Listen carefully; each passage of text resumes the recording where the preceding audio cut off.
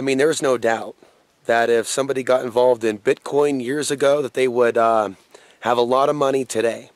The same thing goes with Litecoin. If someone was to get involved, say, just a few months ago, where I think it was far less than what it's worth at the moment.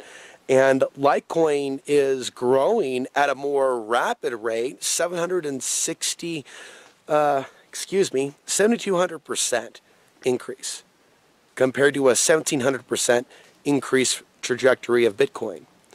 A couple other facts, the transaction time for Litecoin's about 2.5 minutes compared to Bitcoin's 10. And of course, some other facts, there's about 84 million Litecoins in circulation. There's about 21 million Bitcoins in circulation. So it is growing in popularity.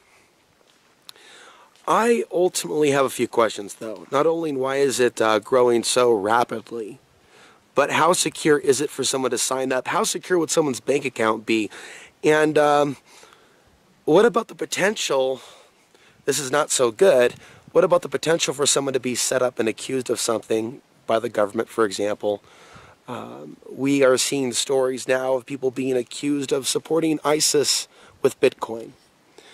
When I see a story like that breaking, right, and already concerns about the surveillance element of it, because it's believed today by many that it's really a fallacy to say that Bitcoin is anonymous.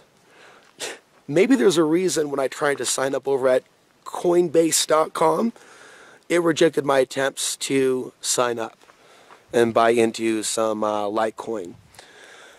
I've also made note that I'm not really a big fan of the personalities that are big proponents of Bitcoin. There's just something about the individuals. It's a great factor, absolutely. I've never really seen anyone donate in my direction Bitcoin. It's always been money. So those people that are into cryptocurrency, they definitely don't seem to be into my content. For those of you that are, you are the minority, right? But there's been years for people to help me set up a wallet and whatnot, but perhaps I was never meant to set up a wallet. Because now I'm actually wondering, right, if it's even risky in ways that aren't even currently foreseen and discussed to get involved with something just so volatile. I'm not just talking about the risk of losing your investment.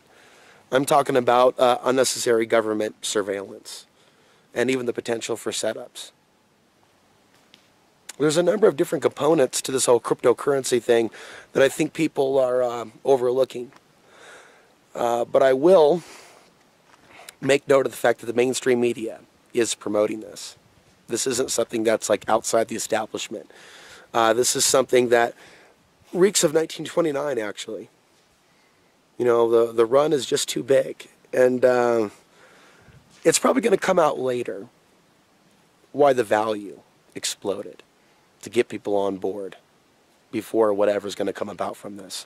But it may be more than just people losing out on their investment. But, you know, there are some benefits, of course, that can be seen with regards to at least the short-term use of Bitcoin and Litecoin, but the long-term effects are yet to be seen and what all this is going to lead to. And will people be forced to take the microchip, as some people are concerned or fear, to get their money in the future? You know, if this is some sort of mark of the beast, 666 currency, one world order currency, biblical, some people are calling it.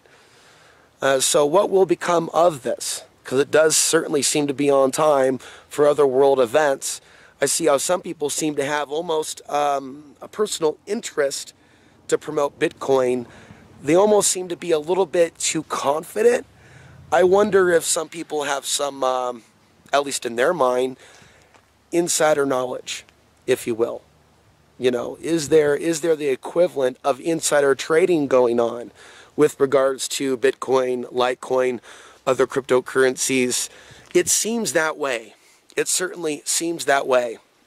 Honestly, I think a more important conversation might be, how can someone go easily off the grid by cashing in one single Bitcoin? And perhaps I'll come back with another video on that topic.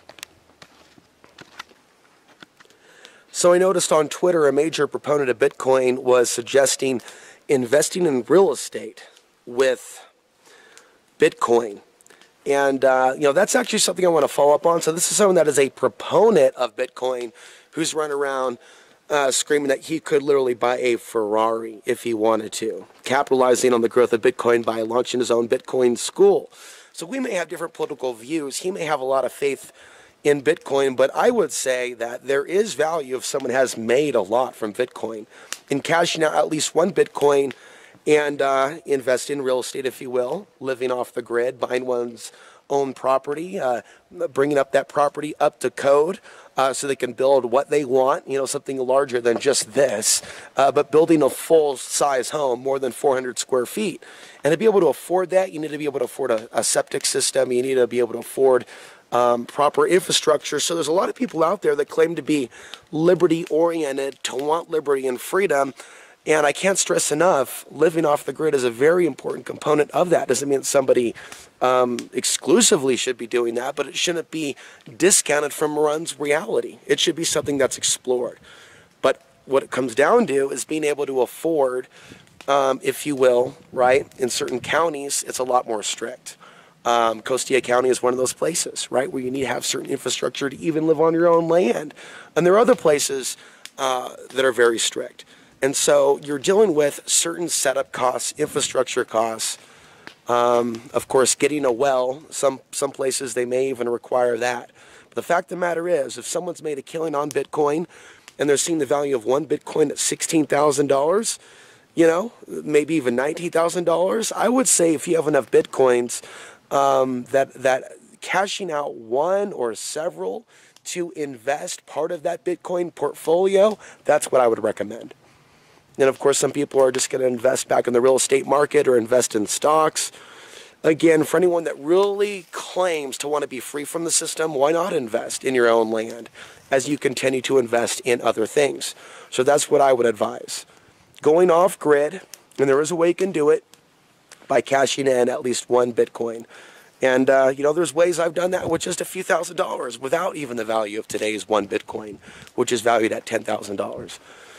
It started with me, right, buying this for only a few $1,000s, hitting the road, saving a few $1,000s in precious metals, cashing in the precious metals at the moment that I was to put the down payment on this land.